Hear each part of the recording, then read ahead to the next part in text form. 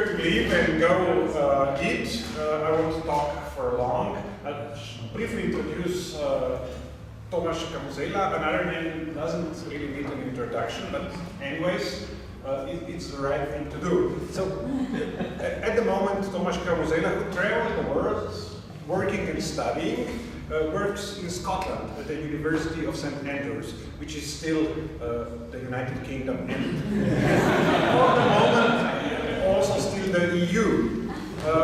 He teaches the history of Central Europe in the 19th and 20th century, history of genocide too, if I remember correctly, and the focus of his research is ethno-linguistic nationalism. He's a prolific writer, published a number of important books, but he's probably best known by his book, The Politics of Language and Nationalism in Modern Central Europe, which was first published in 2009 and then reprinted in 2012, and probably once more since. They just printed it on demand. Yeah, it's print on demand, so it's, and the demand is big. Tomek kindly took on the role of delivering these final remarks, which, as I said, are a way are meant to be an instant reflection on what we did at the conference, how we approach these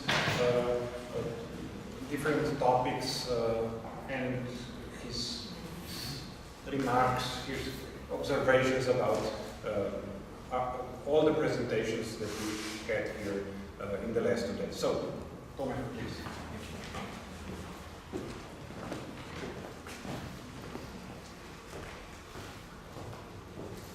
First of all, I would like to thank the organizers for inviting me, because I love coming here. Ljubljana is great. It's not raining, it's snowing, though there was such a forecast. I would like also to thank you for the great work you did to prepare your presentations and to go way away from the well-trodden paths to discover certain events from 2 centuries ago, from a century ago, which are forgotten because they do not fit this or that imperial kind of master narrative, or later on this or that national kind of master narrative. My remarks, to a degree, are impressionistic because they cannot have any other character. But when I was looking at the program of the conference, it was emphasizing 3 kinds of items: identities, identifications, and categories. And to my ear, apart from the keynote speeches which tackled categories directly, other people, although other speakers, although they touch upon categories, they didn't really get into the categories to deconstruct them, you know, to show that these are certain intellectual constructs which were invented, which had histories and which had its uses, and that they are not neutral that they are not neutral terms and obvious terms to be used. And if I may, to refer to the keynote speeches, like Stefan Donnecker was showing how the term nation has been used in a different way for analyzing the national past and the creation of national movements, nations and nation states. Then he was talking about this modernist term, that nations are a modern thing because we don't have records of people speaking about the groups as nations, and now there is another term of the pendulum saying, well, actually things like nations existed, I don't know, in the Middle Ages, maybe even in ancient Israel because they behaved like nations. I don't think we have documents for that, but something is going here. Yeah? So the term in historiography is not being used in. It's not obvious, and it's not used in a neutral way. I would say it cannot be used in a neutral way because it's not any term of analysis. And if I can refer to another keynote speech, it's a very important point. Like, categories are not agents. Categories are invented by people. They are uttered by people, and people decide what they mean and if they act as the categories propose or not. The only agents in history understood as the changing patterns of the social reality are humans. That should be remembered, and very often it's not remembered. It's a very important methodological point. So I allowed myself to reflect a bit on the term nation. The word, as some colleagues told us, existed in the Middle Ages, but it had all kinds of meanings.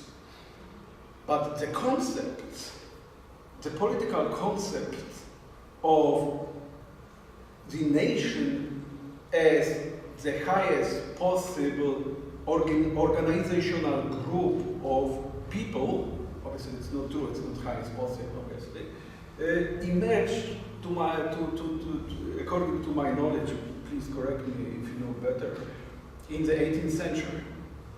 So this political concept of the nation before the 18th century didn't exist.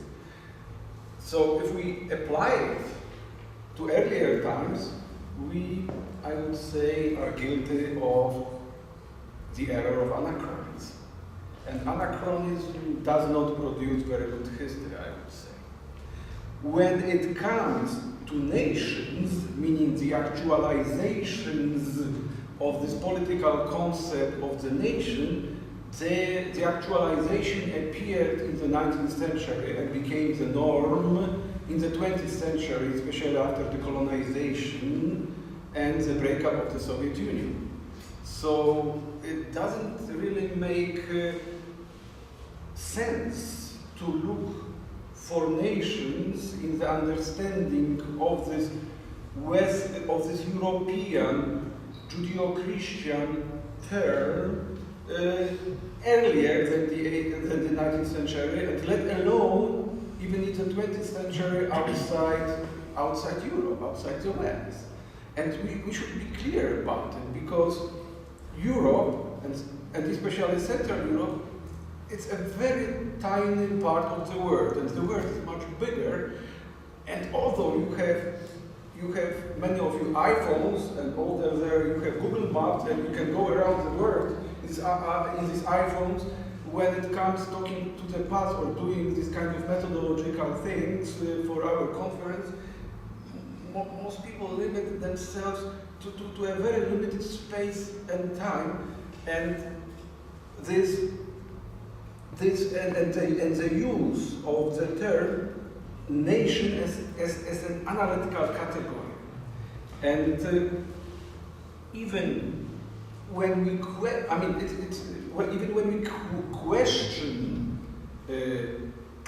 nationalism, meaning we try to uncover, you see, I'm lacking a word, national, non-national, elements of the past, events of the past or of the present, I'm missing the term, yeah?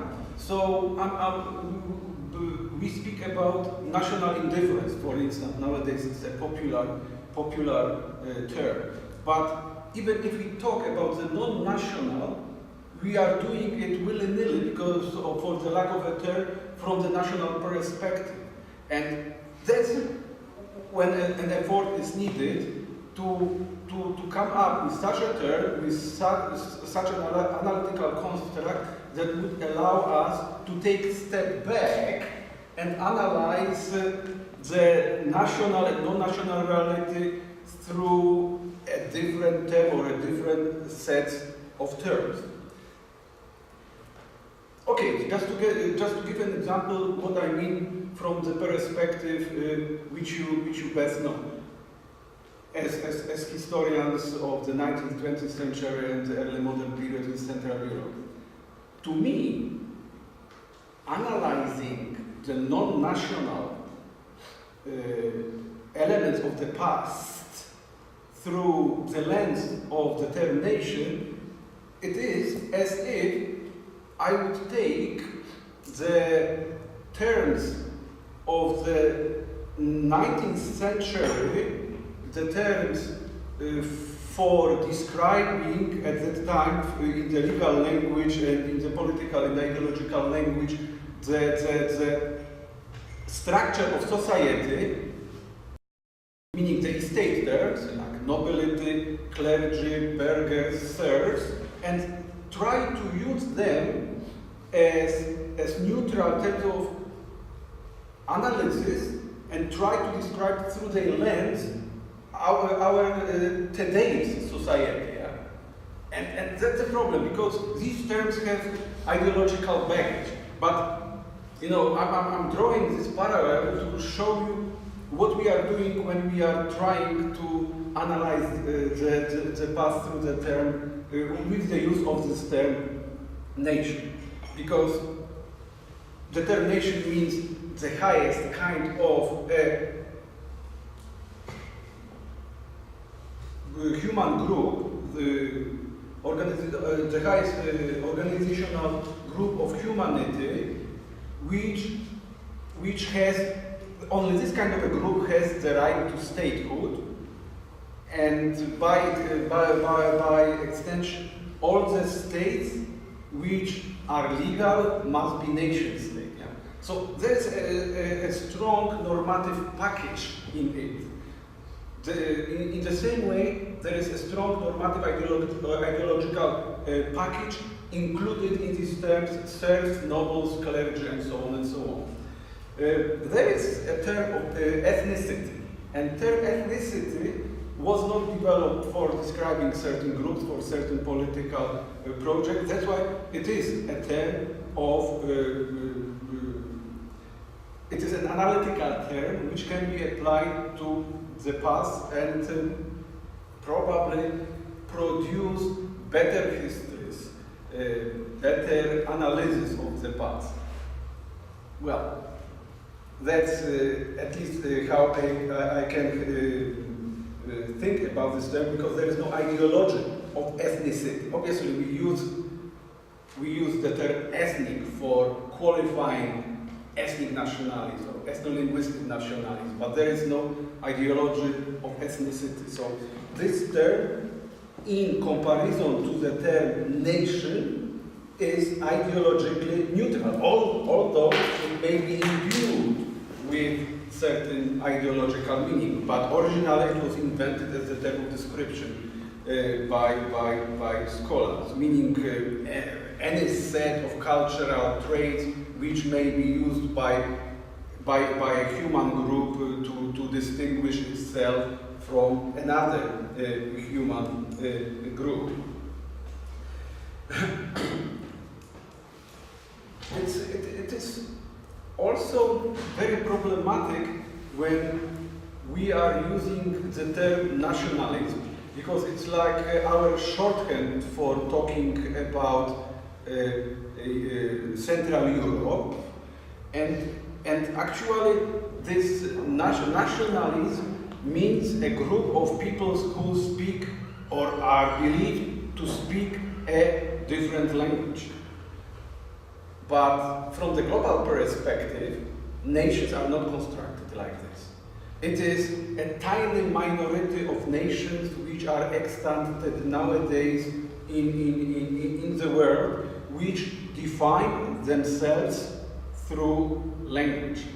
And you know, it should be recognized that we are doing some kind of a minority pursuit here. Like, if you look at the globe as the entirety of the stage of events carried out by humans and their groups which could be studied, ethno-linguistic nations are kind of squeezed, all of them, to Eurasia. They do not exist outside Eurasia. Outside Eurasia, you do not have ethno-linguistic nations which would be recognized and endowed with their own separate states. And even within Eurasia, you have only two regions where ethno-linguistic nationalism or ethnic nationalism, which puts a lot of importance on language as the basis of group making and statehood making and statehood legitimization. This ethno-linguistic nationalism is concentrated in Central Europe and Southeast Asia. And that's the value of making comparisons in this age of global studies. And actually there are people in Southeast Asia who are doing research on nationalism, on language, what it means for them, and on other things. So all the classics of nationalist studies whom we are using for our research are basically books written on Central Europe and on examples drawn mostly from Central Europe. The only exception is Anderson. Yeah? He tried to achieve, his book is about the global spread of nationalism. However, there is a very important book by the Thai scholar who is working in the United States, Winnie Chakul. It was published in '93, so like all these classical books, and he was stressing the importance of the map and the importance of the border and the use of the image of the state to project it onto the population's mind, so this image would create loyalty in them, and they would be kind of turned into nation. He calls it geobody. Why not to use this instrument, I would say? Why not to roam more widely? Obviously, obviously you could say it is difficult to do. Obviously it's not easy to do. So, instead of preaching only, recently I tried such a thing. Apart from my book, which was kindly mentioned by Rok, and some of you will know it, like 2 years ago, with a colleague from Japan, we published an edited volume on the borders and identities in the Slavic languages. And it is called the Palgrave Handbook of Identity, Borders, and Slavic Languages. And over there, we didn't talk about the Slavic languages only. We talked also about the broader context, like Romani, the Roma language. And we use this methodology of talking about language politics, which was developed by social linguistics. It is used in interdisciplinary studies. And now I'm in the process of preparing a similar volume, which won't be so good as that one. I will tell you why. Because it is a similar volume on languages from Southern Africa. We discovered that what we consider novel methodologies used here in Central Europe, they are not used outside Central Europe or outside Europe. And we, with my colleague from Zimbabwe, we decided why not to use it for the study of languages in Southern Africa. They also have political history and social history. So I would say cross-pollination in these studies from the global perspective is important for new insights and more reflection on the basis of Central European cases, and then generalizing on them, on nationalism as such, it's kind of counterproductive, I would say, and methodologically it's not really sound.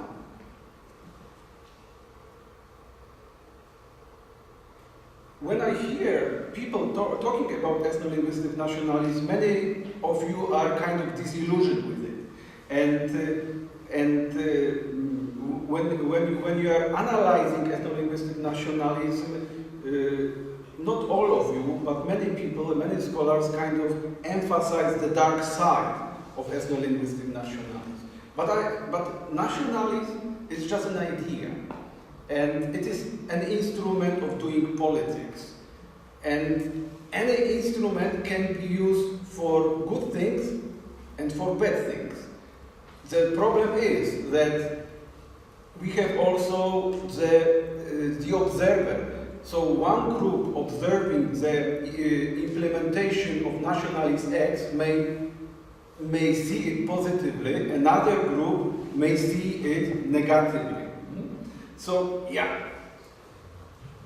But obviously you are happy in Ljubljana that you have a university in which you can use as the medium of education Slovenian. I mean, not many people would question it, and it's a pretty practical thing. However, once again, because ethno-linguistic nationalisms are limited to Eurasia,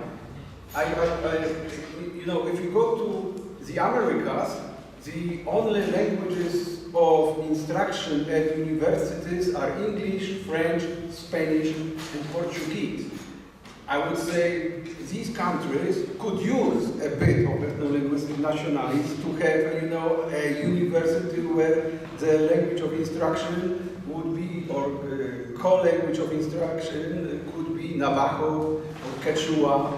Why not? I mean, if we are serious about not agreeing that cultural imperialism is good, yeah.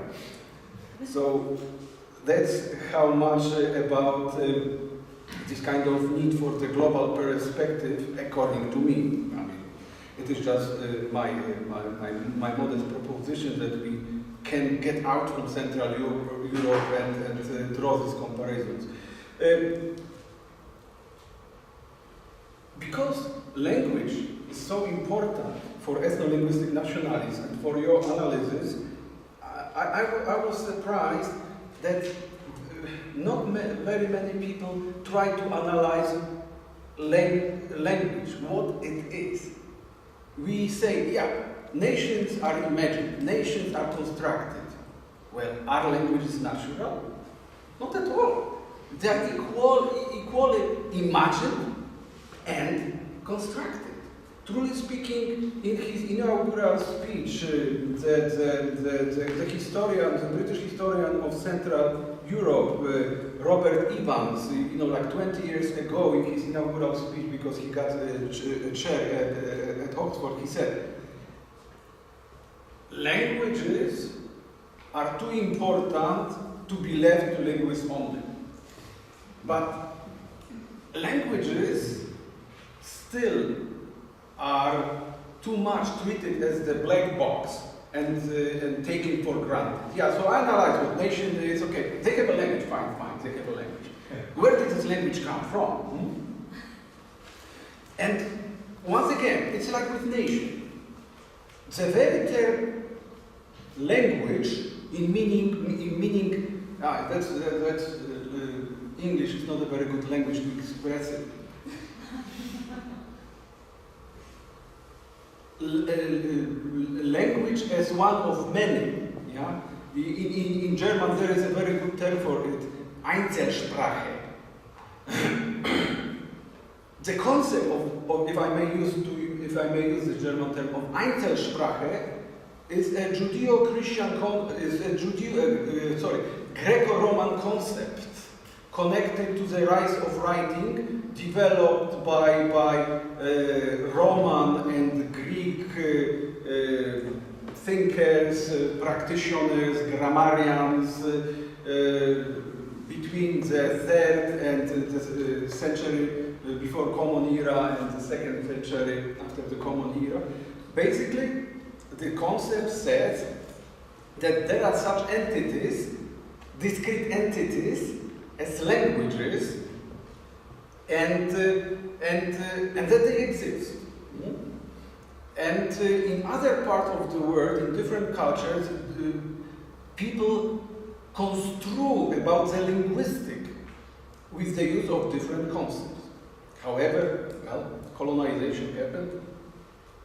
The word got dominated as in the, by the West, and this concept of Einzelsprache got spread out and became the norm, and it was carried out by missionaries.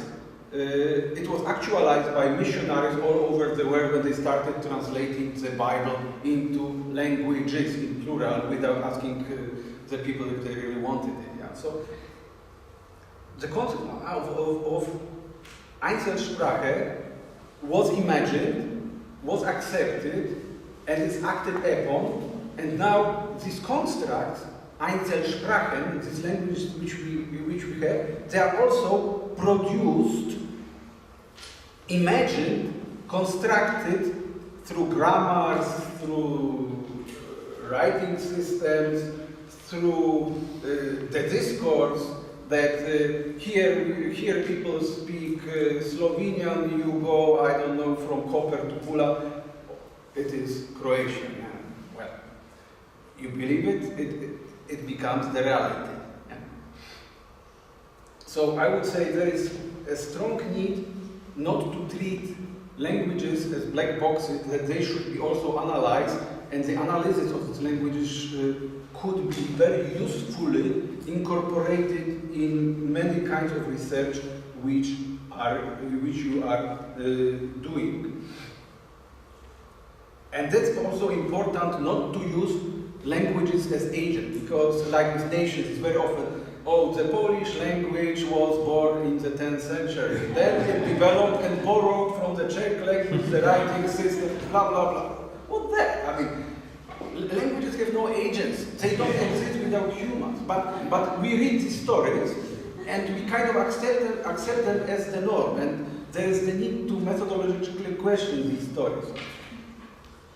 I don't want to talk too long, but I would like to mention also a couple of mental blockages which kind of exist there, and they are not given by nature, they are not product of nature, but we act in line with these blockages without even trying very often to question them.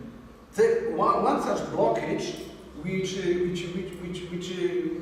is popular in this Judeo-Islamic tradition is that one person can truly confess only one religion. And why not? Why cannot you have two religions or three religions at the same time? In Japan they do. So that's the value of comparing different parts of the world. And this blockage actually a result of monoreligiosity, of normative monoreligiosity, allowed, in Central Europe, in Europe, it kind of developed into another mental blockage, like person can be only a member of one nation only. You cannot be a member of two nations. If you are Slovene, you cannot be at the same time Austrian. Yeah? But why not? Who's stopping you? I mean, if you are a member of group X or Y or several groups, it is the human decision. Yeah? But this mental blockage stops us, limits our scholarly imagination, yeah? And screens us away from these cases which we could describe if we cast away this blockage. And wow. Nowadays, well, maybe people can help me of two nations. Yeah, if nowadays when we have the European Union still, hopefully, you have many students going on Erasmus, and you have a Swedish mother, a Spanish father, and you have kids. They have languages. So, and countries after '89 allow in Europe for dual citizenship, so it kind of helps the trend. But when it comes to language, no. Person can truly know only one language, mother tongue. What if it's the language which my father is talking to and my uncle? But that's funny. Because in the past, people were using many languages, and truly speaking, if you get outside Europe into some areas, talking many languages and not even seeing them as languages, and not even thinking about them as languages, but just talking and communicating is the norm. Yeah? So that's another important mental blockage which I wanted to mention. And if you are aware of this mental blockage, it can allow you to do research better. And last but not least, at the end of this talk, I hope I'm not talking too long, because we are measuring the time. We are using in our discourse this very much loaded adjective natural or artificial. And we kind of not define what we mean. I would propose, if we are serious about categories, everything which is natural is material, and it is part of the material reality, and is independent of human will, yeah? Like the sun, the earth, trees. What kind of test can we run? What is material reality and what is not material reality? If I can see a tree, well, I'm not sure if the material reality, maybe only I can see it. But from our experience, we know dogs can see it, cats can see it, zebras can see it. Probably extraterrestrials would see it too. So it is part of the material reality. And the material reality is not dependent on human will. I can just wish, maybe the tree should be flying here. It's not happening. Okay. But what we are studying is not the material reality. This realm is the social reality. And the social reality you cannot see. You cannot hear. You cannot touch. So what is it? Yeah, that's why probably when people in the past were reflecting on it, they were using this kind of religious imagery, like the spirits of the nation, the spiritual values, material, immaterial values of this and that group, religion, and so on. It doesn't make much sense, I would say. Because the social reality is dependent on human will solely. It is generated by people and their groups, maintained by people and their groups, changed by people and their groups. In order to be able to quote unquote see, it's invisible, so I'm using it in the metaphorical sense. To see the social reality, you have to be in the know. If you are a member of a nation, you have to have this idea stored in your head and act in line with that, and there must be some other people who have also the idea in their head, and they know what you are doing. Yeah? Because a dog, a cat, a zebra, and those people who are not in the know, they cannot see the nation. Yeah? So I would stress strongly to have clarity what we are doing and what we are researching. We are researching the ideas which were accepted by human groups, and they are stored in the brains, in the neocortex of the members of these groups, and they are passed through certain procedures from one generation to another. And obviously they change, and obviously they depend on the human will. So you can decide that you do not observe this, that you do not agree with them, and that you go against them. So, well, probably now I should finish about this remark. Thank you.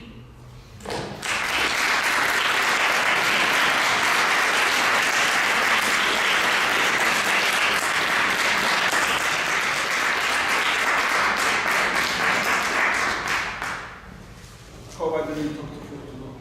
No, you didn't. Actually, you're right on time. Good. Now we move on. Thanks again, Michael. Thank you. Thank you for these remarks. I think that they really serve to kind of ground our research, to be a kind of feedback on what we did, even though we might not agree with everything that Tomek said, but still, it's always useful to be in a dialogue with others.